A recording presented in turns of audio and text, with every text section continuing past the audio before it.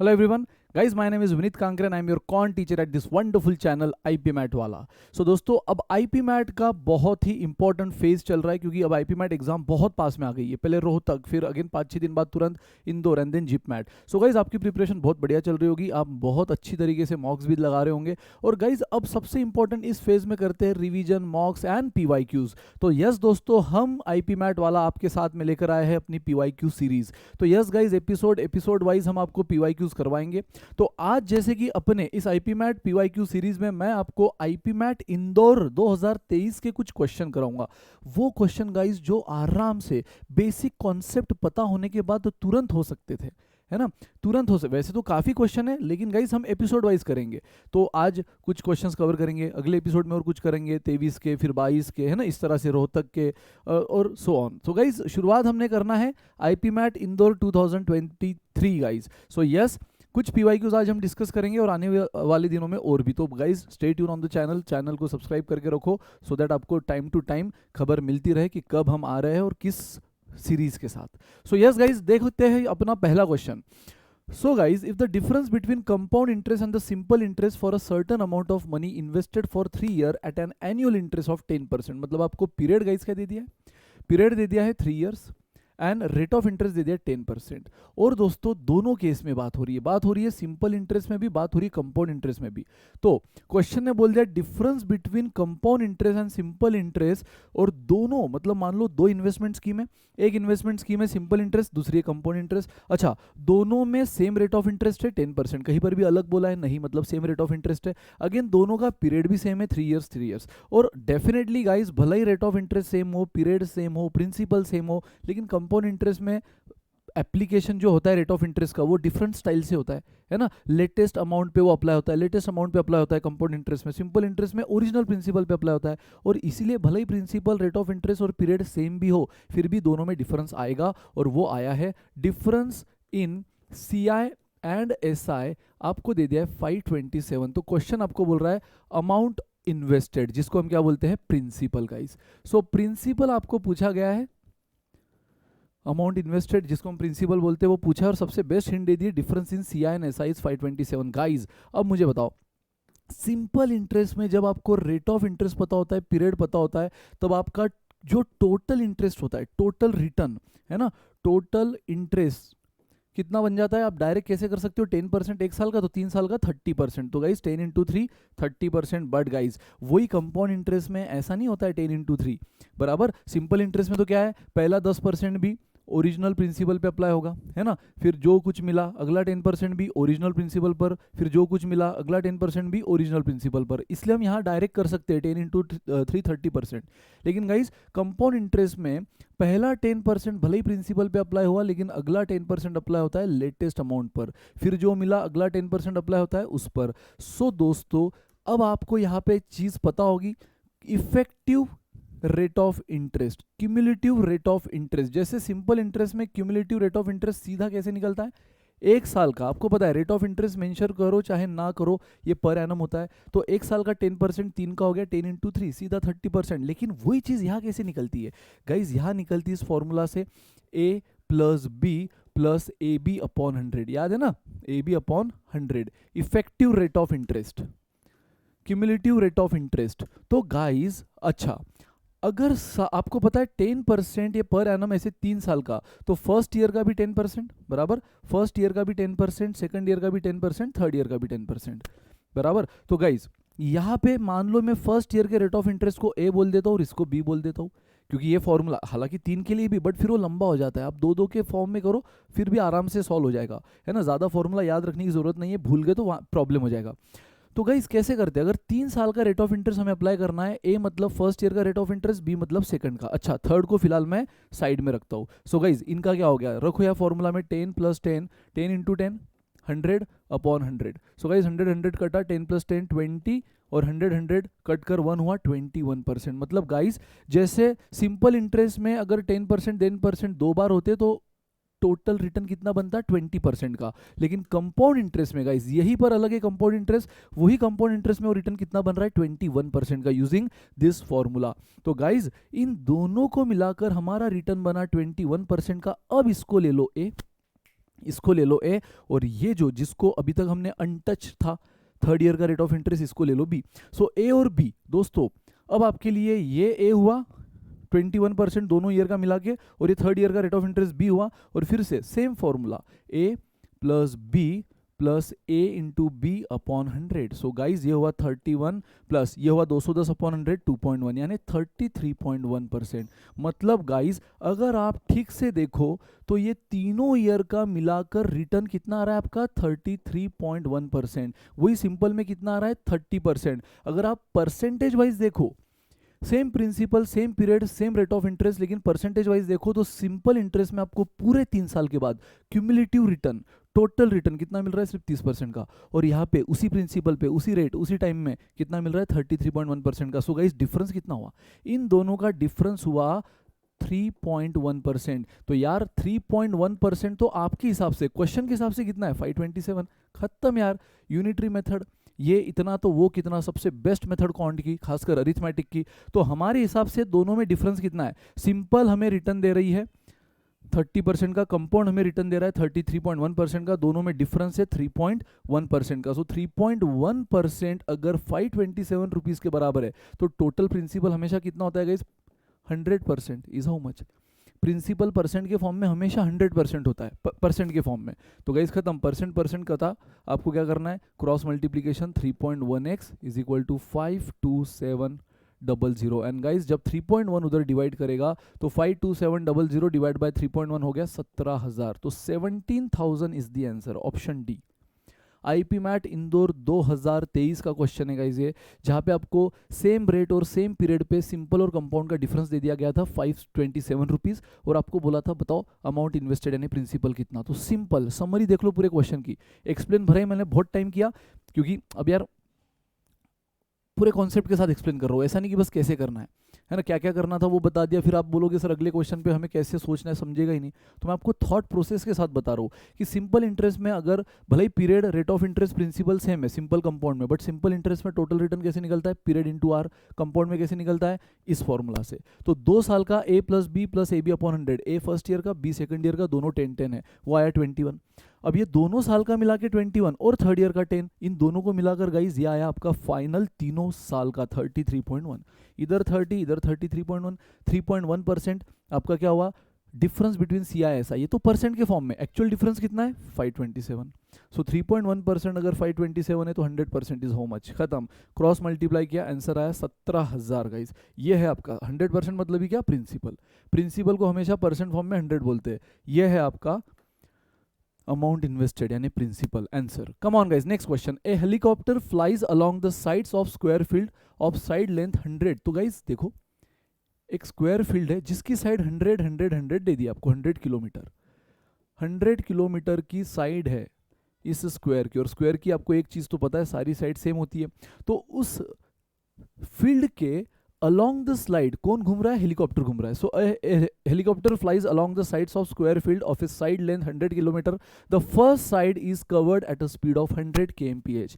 Guys पहली slide, चलो मैं पहली साइड ये मान लेता हूँ, पहली साइड वो कवर कर रहा है 100 की स्पीड से, and for each subsequent side the speed is increase by 100 kmph till it covers all the side. So guys ये जो मान लो ये मैं मानता हूँ फर्स्ट साइड, ये वो कवर कर रहा है 100 की स्पीड से 100 kmph, ठीक है, और उसके बाद हर सब्सिक्वेंट साइड पे क्या हो रही है, उसकी स्पीड 100 से बढ़ रही है, क्लियर बोला है, the speed is increase by 100 kmph till it covers all the side, ठीक है, फॉर ईच सब्सिक्वेंट। तो यानी पहले साइड पे उसकी 100 की स्पीड रही, दूसरे पे कितनी हो गई गाइस 200 किलोमीटर पर आवर, तीसरे पे कितनी हो गई 300 किलोमीटर पर आवर, और चौथे पे कितनी हो गई 400 किलोमीटर पर आवर। और क्वेश्चन ने क्या बोला है, find average speed of the helicopter. Guys ये कॉन्सेप्ट आपने सीखा है कि जब भी मुझे एवरेज स्पीड निकालना है तो इसका सिंपल फॉर्मूला क्या होता है, टोटल डिस्टेंस जो कि हमें 1 सेकंड में दिख गया, एंड टोटल टाइम, बस ये हमें निकालना है।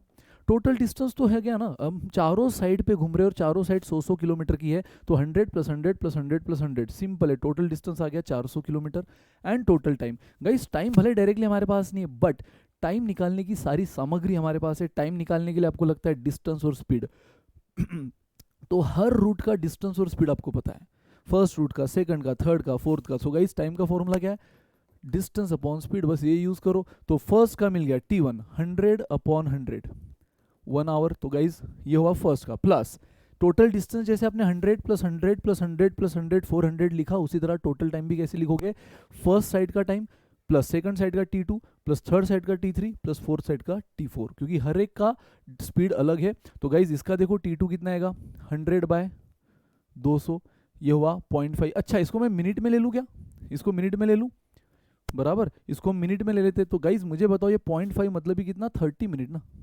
आधा घंटा। 0.5 यानी ये, क्योंकि यार डेफिनेटली ये किलोमीटर में, ये किलोमीटर पर आवर में, तो हमारा आंसर आवर्स में आएगा। तो आवर को मिनट में करना है, इंटू 60 करना होता है।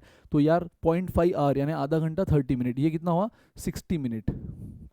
चलो गाइज T3 100/300 बराबर, अगेन ये आया 1/3, लेकिन ये किस में आया आवर्स में, उसको इंटू 60 हमने कर दिया गाइज, ये आया 20 मिनट्स।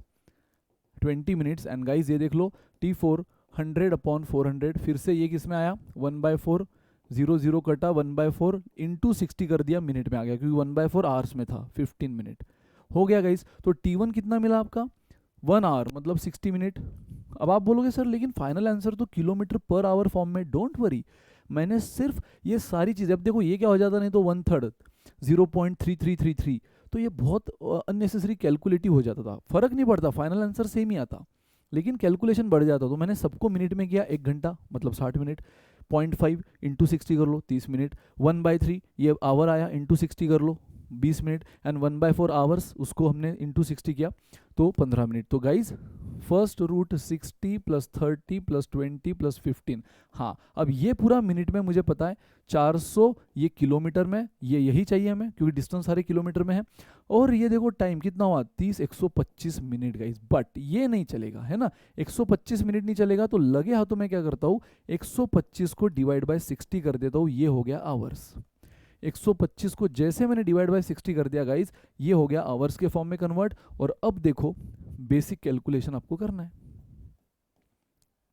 है ना, ये 60 बाय ऊपर चला जाएगा ना, 400 125/60 60 ऊपर गया तो 60/125 हो जाएगा। नाउ 25 5 आर 25, अगेन ये हो गया 25 1 jar 25 6 jar, again 5 12 jar guys, 16 × 12 192 kilometre is the answer, kilometre per hour, 192 kilometre per hour, option D. So again IPMAT Indore, मतलब अगर आप सही कॉन्सेप्ट सही ढंग से स्टेप बाय स्टेप, जैसे प्लानर है आपका वैसे प्रिपरेशन करते जाओ ना, जैसे हम पढ़ाते उसी प्लानर से आप प्रिपरेशन करते जाओ, तो गाइज आराम से जितना कट ऑफ के लिए रिक्वायर्ड है उतना तो आप निकाल ही लेते हो, है ना, निकाल ही लेते हो। बस अपने आप पे कॉन्फिडेंस रखो और बिल्कुल पैनिक नहीं होना है ना, अपने कॉन्सेप्ट पे पूरी तरह डिपेंड रहो। सो गाइज एक स्क्वायर फील्ड हर एक का लेंथ दे दिया 100 किलोमीटर, तो डिस्टेंस तो दिया है, और साथ में बोल दिया कि पहले जो साइड है उस पर उसकी स्पीड थी 100 और हर सब्सिक्वेंट साइड पे उसकी स्पीड 100 से बढ़ रही, तो 100 200 300 400 जब तक सारी साइड कवर नहीं होती। तो बोला average speed of the entire journey, तो एवरेज स्पीड का formula generalize formula total distance जो कि 400 किलोमीटर है, एंड टोटल टाइम, तो टाइम निकालना पड़ा डिस्टेंस अपॉन स्पीड। पहले तो मैंने क्या कर दिया, सारा जो भी हमारा स्पीड आ रहा है वो किलोमीटर सॉरी आवर्स में आ रहा है, जो टाइम आ रहा है ना, जो टाइम आ रहा है वो आवर्स में आ रहा है, इंटू 60 करके मैंने मिनट में किया, और ये जो 125 मिनट यहाँ बने, फाइनल आंसर मुझे पर आवर में चाहिए, इसलिए फाइनली वहाँ अपॉन 60 कर दिया guys, that's it, final answer आपका आ गया। कम ऑन, नेक्स्ट क्वेश्चन एकदम इजी हलवा question. The remainder when 1 factorial plus 2 factorial plus 3 factorial plus ... 95 factorial is divided by 15, then what is the remainder. Guys बहुत easy question था, और पता है ये क्वेश्चन कौन सा था, अब तक तो भी 2 क्वेश्चन जो आपने देखे वो MCQ टाइप थे। गाइस डोंट वरी, हम आने वाले दिनों में और भी लाएंगे, 2023 के भी लाएंगे, 22 के भी लाएंगे, IPMAT रोहतक के भी लाएंगे, बने रहो बस। तो गाइज अब देखो ये आपको एक सीरीज दे दी है जिसको हम डिवाइड कर रहे हैं 15 से, क्वेश्चन पूछ रहा है रिमाइंडर। भाई मुझे बताना 15 से अगर डिवाइड करना है तो क्या होना जरूरी है, 5 × 3, अगर किसी भी नंबर में 5 और 3 का मल्टीप्लीकेशन वाला प्रोडक्ट है ना, 5 और 3 इन 2 फैक्टर का, इन 2 प्राइम फैक्टर का मल्टीप्लीकेशन वाला प्रोडक्ट है, तो वो नंबर 15 से डिवाइड होगा ही होगा। जैसे गाइज जैसे देखो 4 फैक्टोरियल में क्या आता है, 4 × 3 × 2 × 1, यहाँ पे सिर्फ 3 है, यहाँ पे सिर्फ 3 है, लेकिन हमें 15 से अगर डिवाइड करना है तो 15 के फैक्टर्स क्या है, 5 एंड 3। तो गाइस 3 तो सेटल हो जाएगा, लेकिन 5 कहाँ से सेटल होगा, तो 4 फैक्टोरियल कभी भी 15 से पूरी तरह डिवाइड नहीं होगा, लेकिन वही 5 factorial, 6 factorial, 7 factorial and so on, इन सब में मुझे बताओ कम से कम एक 5 इंटू 3 का पेयर है कि नहीं, देखो है। तो अगर मैं इसको 15 से डिवाइड करूंगा, ये 15 और 5 इंटू 3 कट गया, यानी पूरी तरह डिवाइड हो रहा है ना। डिनोमिनेटर कट जाना मतलब पूरी तरह डिवाइड होना, यानी रिमाइंडर 0 आना। पूरी तरह डिवाइड होना मतलब क्या, रिमाइंडर 0 आना। गाइज सिर्फ 5 में ही नहीं, आगे आने वाले हर नंबर, 6 फैक्टोरियल में भी 6 इंटू 5 4 3 2 1 रहेगा ही, मतलब 3 और 5 आएगा, वो 15 से डिवाइड हो जाएगा।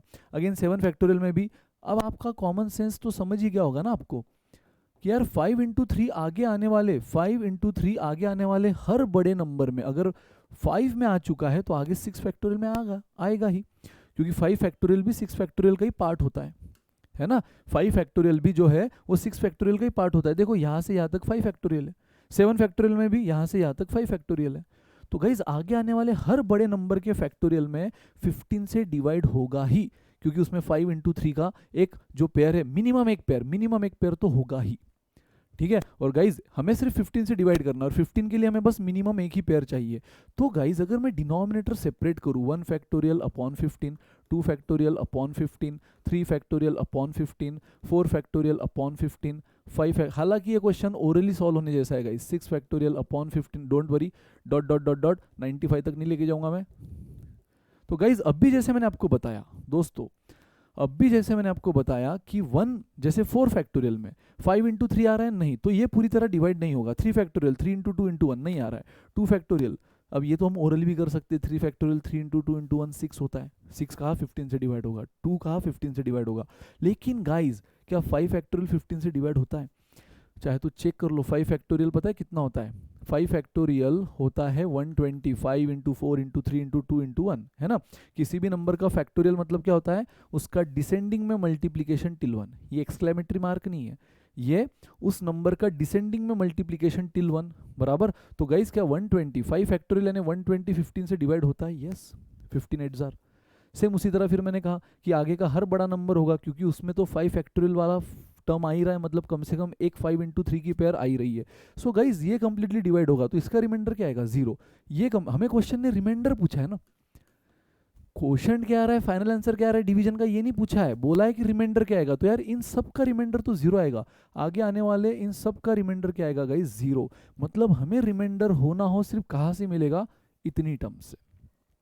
ये तो इररिलेवेंट है, ये तो सिर्फ डराने के लिए है, ये आगे लेने की जरूरत ही नहीं, क्योंकि हर एक 5 फैक्टोरियल से आगे कोई भी नंबर का फैक्टोरियल अगर 15 से डिवाइड करूंगा रिमाइंडर 0 आएगा, और हमें रिमाइंडर ही पूछा है। बस गाइज इसको सॉल्व कर लो। तो मुझे बताओ 1 फैक्टोरियल 1 होता है, 2 फैक्टोरियल 4 होता है, सॉरी 2 फैक्टोरियल 2 इंटू 1 2 होता है, 3 फैक्टोरियल 6 होता है, 3 इंटू 2 इंटू 1, एंड 4 फैक्टोरियल 4 3 2 1 का प्रोडक्ट 24 होता है। अब इनका डिनोमिनेटर मैंने एक कर दिया वापस, ये तो सिर्फ आपको समझाने के लिए मैंने अलग किया था कि ये हर एक नंबर का जो फैक्टोरियल है, 5 factorial 3 factorial sorry 6 factorial 7 factorial 8 factorial till 95 factorial, इनको अगर मैं 15 15 15 से डिवाइड करूं तो डेफिनेटली ये क्या होगा? 0 रिमाइंडर देगा। जब हमारा डिवाइडर कॉमन होता है तो हम उसको स्प्लिट भी कर सकते हैं ना, इस तरह अलग अलग फॉर्म में। अगर एडिशन है ऊपर तो हम इस तरह से स्प्लिट भी कर सकते हैं। तो ये सारी चीज़ें हमारे लिए अब इररिलेवेंट हो गई, क्योंकि ये 0 रिमाइंडर देगी। तो बस इनको एक कर दो वापिस, इनको एक कर दो, तो ये कितना है? 30 33। अब देखो 33 को अगर 15 डिवाइड करेगा, 33 को अगर 15 डिवाइड करेगा, हमें क्वेश्चन से मतलब नहीं, क्वेश्चन क्या आ रहा है? रिमाइंडर क्या आएगा? रिमाइंडर आएगा 3। तो गाइज ये शॉर्ट आंसर में बस आपको 3 लिखना था, दैट्स इट। जब भी 33 को 15 डिवाइड करेगा, क्वेश्चन चाहे जो मर्जी आए, हमें मतलब नहीं, रिमाइंडर क्या आ रहा है? 3। तो ये था गाइज वो हलवा सा क्वेश्चन। चलो नेक्स्ट क्वेश्चन। अच्छा oh my God sir, log का क्वेश्चन। सर ये भी इतने अजीब फॉर्म में, पावर में लॉग दे दिया सर, ये तो नहीं करेंगे। नेक्स्ट स्टूडेंट यहाँ ऐसा बस देखकर डिसाइड कर लेते कि सर ये तो नहीं होगा, इतना कॉम्प्लिकेटेड कहाँ होगा। चलो नेक्स्ट क्वेश्चन। गाइज अंदर से खोखला क्वेश्चन है, बस बेसिक लॉग की प्रॉपर्टीज आपको आना जरूरी है, और क्वाड्रेटिक इक्वेशन के बेसिक जैसे रूट्स कैसे निकालते हैं वो कंसेप्ट आपको आना जरूरी है। So guys the product of the roots of the, आपको बोला है कि इस क्वाड्रेटिक इक्वेशन के जो भी रूट्स है, हालांकि गाइज क्वेश्चन ने आपको रूट्स नहीं पूछा है, फाइंड द रूट्स, क्वेश्चन ने उन रूट का प्रोडक्ट पूछा है, तो गाइज रूट्स का प्रोडक्ट निकालने के लिए रूट्स निकालने की भी जरूरत नहीं होती है, क्योंकि प्रोडक्ट ऑफ रूट का सीधा फॉर्मूला है।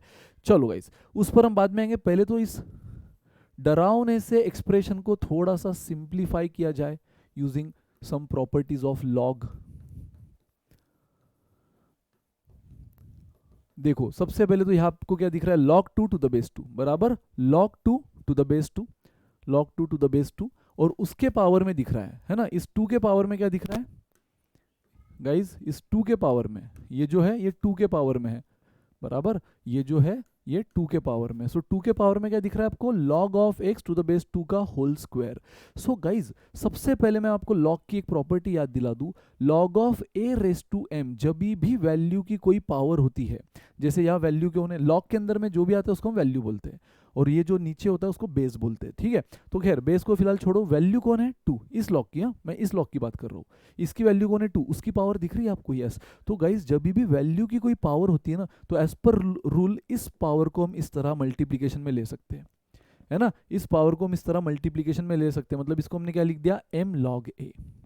गाइज ये m इधर मल्टीप्लीकेशन में आ गया m log a, that's it. So guys मुझे बताओ log of 2 to the base 2 ठीक है, बट ये जो वैल्यू है, जैसे कि यह वैल्यू था a, उसकी जो पावर है ये पूरा ब्रैकेट, उसको मल्टीप्लीकेशन में ले सकते हैं। तो गाइज इस पूरे ब्रैकेट को log of x to the base 2 का whole square, log of x to the base 2 का होल स्क्वायर, उसको हमने मल्टीप्लीकेशन में ले लिया, और यहाँ क्या बचा log 2 to the base 2। Guys ये हम देख के गायब कर सकते हैं, क्योंकि log की एक प्रॉपर्टी और है, log of value to the base same value is always 1। I repeat, log of जो भी नंबर है अगर बेस पे वही नंबर है, log ऑफ जो भी वैल्यू है अगर बेस पे वही वैल्यू, तो आंसर 1 आता है। भले ही log ऑफ 5 करोड़ क्यों ना हो, अगर बेस पे 5 करोड़ है तो आंसर 1 आएगा, कितना भी बड़ा नंबर होने दो, लेकिन बेस पे वही है तो आंसर 1 आएगा। सो गाइज मुझे बताओ, ये है log ऑफ 2 और बेस पे है 2, मतलब ये टर्म तो फॉर्मेलिटी थी भाई साहब, log of 2 to the base 2 ये टर्म फॉर्मेलिटी थी, इसका आंसर क्या आना है 1। फिलहाल सर आप बोलोगे सर डायरेक्ट यहाँ पे 1 क्यों नहीं लिखा, 1 रेस टू दिस ना। गाइज जब तक ये इसकी पावर है तब तक ये log of value same value कहाँ हुई, है ना। यहाँ पे अगर यहाँ पे वैल्यू आपकी 2 रेस टू समथिंग है और यहाँ पे बेस सिर्फ 2 है, वो सेम कहाँ से हुआ, वैल्यू में क्या है 2 रेस टू समथिंग, बेस क्या है सिर्फ 2, ये सेम है नहीं, सेम तो कब होगा, अब हुआ। वैल्यू में क्या है 2, पावर कुछ है नहीं, यहाँ पे क्या है बेस में 2, पावर कुछ है नहीं, नहीं मतलब 1, तो अब ये सेम है।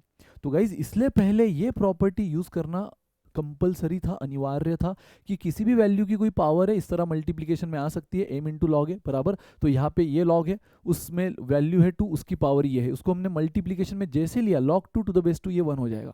गाइज अगले ही स्टेप में ये 1 हो जाएगा, so log x to the base 2 plus 6 is equal to 0। तो यार ये तो 1 हो गया, ये तो 1 हो गया, और लगे हाथों देखो मैं क्या कर रहा हूँ, let log of x to the base 2 is equal to x is equal to y ले लेता हूँ, क्योंकि ऑलरेडी हमारा एक वेरिएबल x है।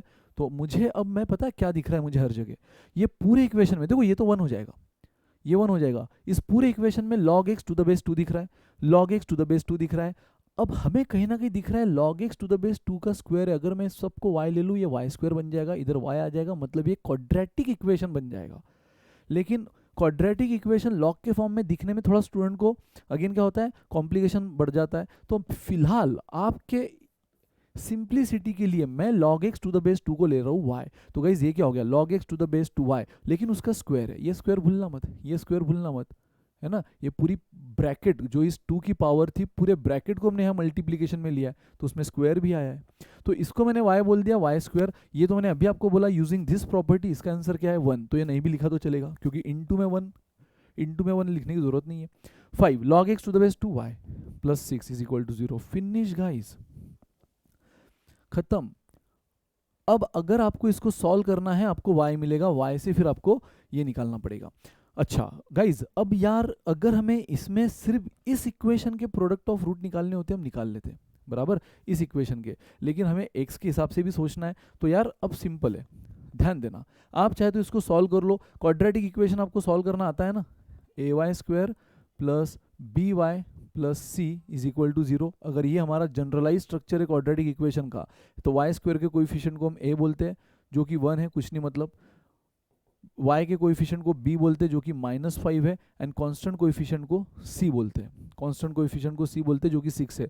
और हम क्या ढूंढते हैं, ऐसे फैक्टर गाइस जिनका मल्टीप्लिकेशन 1 इंटू 6 बराबर, जिनका मल्टीप्लिकेशन क्या हो a इंटू सी, तो 1 इंटू 6 हो, और जिनका एडिशन -5 यानी b के बराबर हो। सो गाइस जिनका मल्टीप्लिकेशन, ये फिक्स रूल है आपका, जो भी क्वाड्रेटिक इक्वेशन बनाओ उसको जनरलाइज से कंपेयर करो, मन ही मन लिखने की जरूरत नहीं।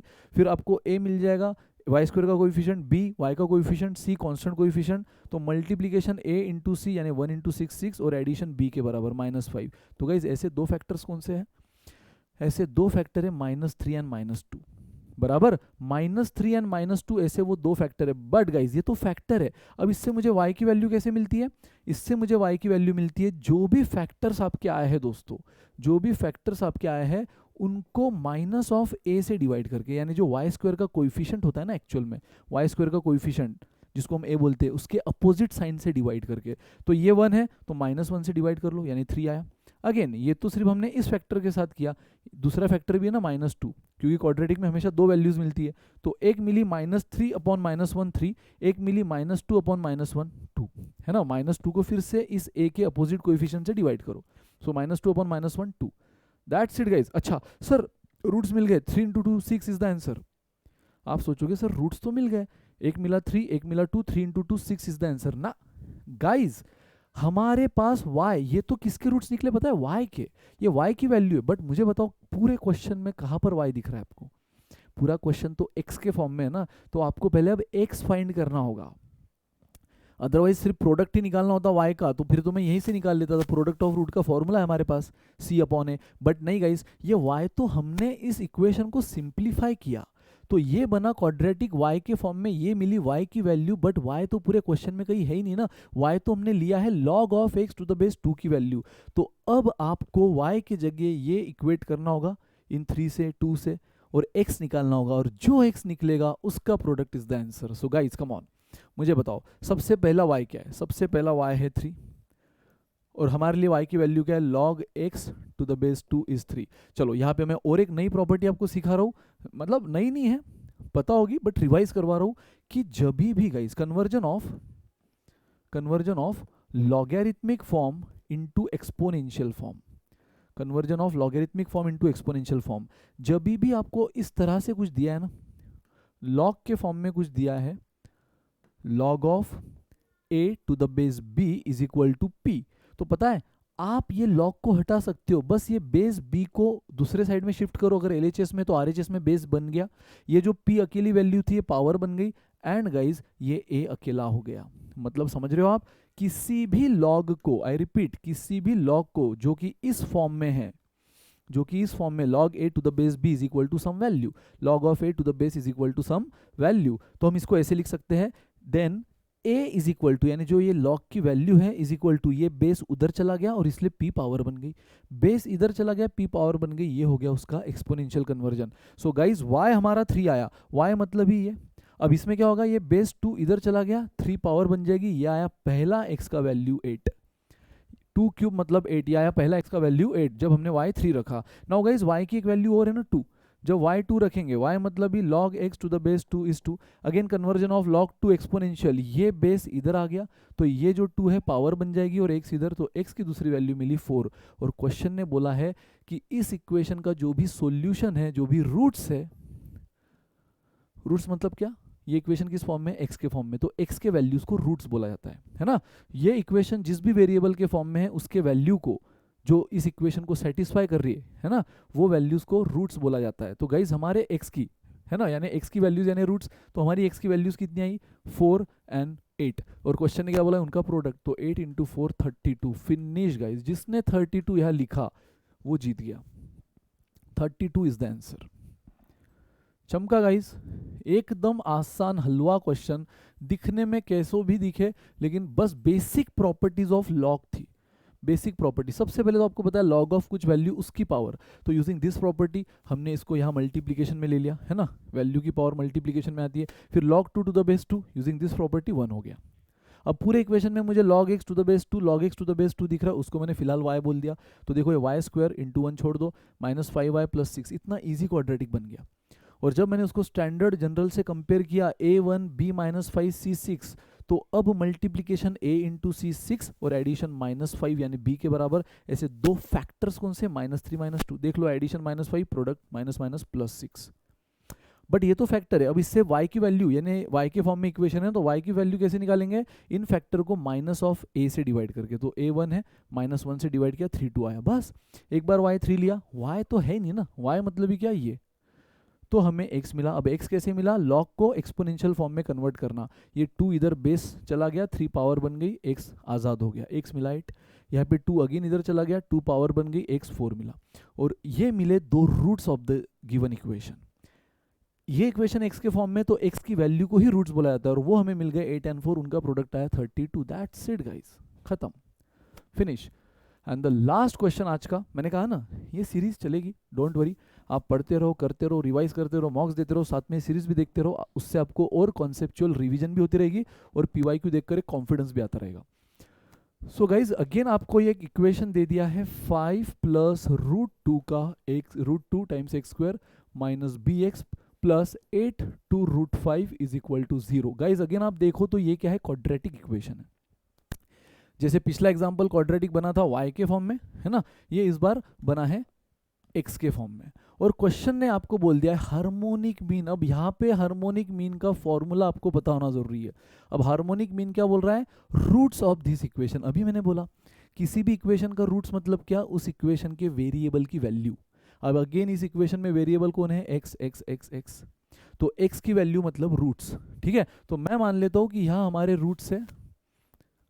जनरली क्वाड्रेटिक इक्वेशन में आपने सीखा होगा कि रूट्स हम किन दो सिंबल से रिप्रेजेंट करते हैं, अल्फा एंड बीटा। तो इस इक्वेशन में जो x की वैल्यू है, जो इस इक्वेशन को सेटिस्फाई कर रही है, जिसको हम रूट्स बोलते हैं, वो है अल्फा एंड बीटा, ठीक है। सो गाइज अगेन अभी इसको अगर मैं जनरलाइज क्वाड्रेटिक इक्वेशन से, ये x के फॉर्म में, तो x के फॉर्म में कंपेयर करूं, तो a कितना मिला, a यानी x² का कोएफिशिएंट, a यानी x² का कोएफिशिएंट, b कितना मिला गाइस, b मिला -b, है ना। b कौन होता है, जनरलाइज इक्वेशन में b होता है x का कोएफिशिएंट, तो यहां देखो x का कोएफिशिएंट कौन है, -b, है ना। x का कोएफिशिएंट कौन है गाइस, -b।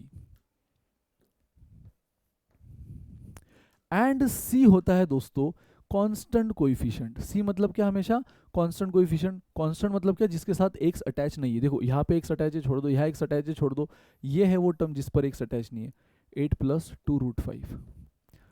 तो ये हमें मिल गए ABC। अच्छा, अब क्वेश्चन ने हमें बोला है कि सबसे बेहतरीन हिंट दी है कि harmonic mean of roots of this equation.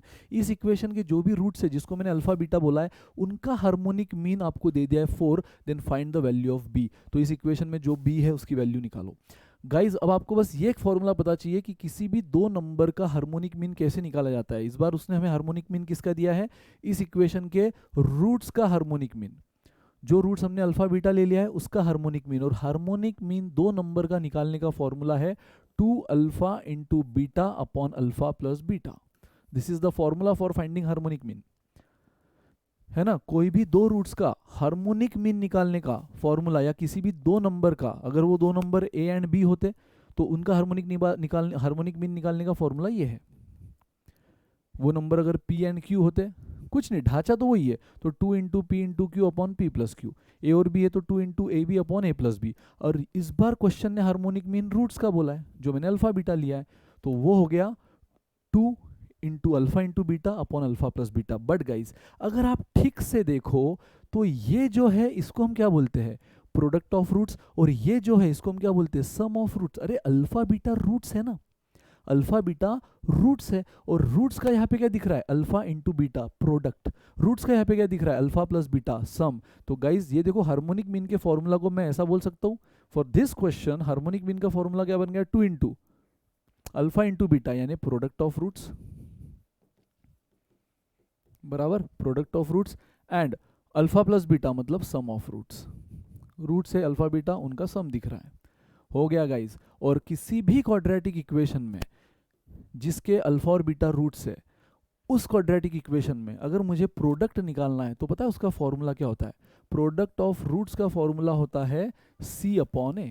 तो गाइज c क्या मुझे पता है, हाँ सर 8 प्लस 2√5, क्या ए मुझे पता है? हाँ सर, 5 प्लस √2, 5 प्लस √2। तो मुझे देखो प्रोडक्ट ऑफ रूट मिल गया, यहाँ रख दूंगा। एंड अगेन किसी भी क्वाड्रेटिक इक्वेशन के सम ऑफ रूट्स का फॉर्मूला क्या है? जैसे प्रोडक्ट ऑफ रूट का ये होता है, सम ऑफ रूट का माइनस बी बाय ए होता है। तो गाइस सबसे पहले ये माइनस फॉर्मूला में इनबिल्ट है, फॉर्मूला में इनबिल्ट, तो ये माइनस, और हमारे इस क्वाड्रेटिक इक्वेशन में बी की वैल्यू भी क्या है? माइनस, है ना। हमारे क्वाड्रेटिक इक्वेशन में जो ए है, जो सी है, यहाँ रखा सी अपॉन ए। अगेन हमारे क्वाड्रेटिक इक्वेशन में जो बी की वैल्यू क्या है? माइनस बी, लेकिन फॉर्मूला में भी एक माइनस है। जैसे सी बाय ए ये फिक्स फॉर्मूला है, माइनस बी बाय ए ये फॉर्मूला है, तो माइनस एज इट इज। अब बी की वैल्यू क्या है? माइनस बी अपॉन ए, ए है 5 plus √2, so minus minus plus हुआ, 5 प्लस √2। फिनिश गाइस, ये मिला हमें प्रोडक्ट ऑफ रूट्स जो हम यहाँ रख देंगे, ये मिला हमें माइनस माइनस प्लस होके B upon A sum of roots जो हम यहाँ रख देंगे, बस। अब हार्मोनिक मीन कितना दिया क्वेश्चन ने? 4 is equal to 2। Sum of root है 8, sorry product of root 8 plus 2√5, है ना। अल्फा इंटू बीटा यानी प्रोडक्ट ऑफ रूट 5√2 बराबर 5 प्लस √2 अपॉन, ये तो क्या हुआ? 2 into product of root upon sum of root, sum of root है बी, है ना। ये माइनस फॉर्मूला का साइन, और एक्चुअल में इस क्वेश्चन में भी बी जो एक्स का कोएफिशिएंट होता है बी, वो माइनस है, तो ये माइनस और माइनस प्लस हुआ, ठीक है। तो बी अपॉन 5 प्लस √2। और गाइज आप एक चीज देख रहे हो, क्या देख रहे हो? 5 प्लस √2, 5 प्लस √2 कैंसिल, मतलब जितना कॉम्प्लिकेटेड समझ रहे हो उतना कॉम्प्लिकेटेड नहीं है। तो क्या मिला? 4 2, अब देखो 2 इन ब्रैकेट 8 प्लस 2√5 बराबर अपॉन बी, क्योंकि ये डिनोमिनेटर और ये डिनोमिनेटर कट गया है, तो इधर बचा 2 in bracket this upon B. अब गाइज बी इधर आ गया, बी इधर आ गया, तो 4b जो हमें निकालना है 2, अगेन चाहे तो आप 2 से अंदर मल्टीप्लाई कर सकते हो, बराबर। अगर मैं 2 से अंदर मल्टीप्लाई कर लूं,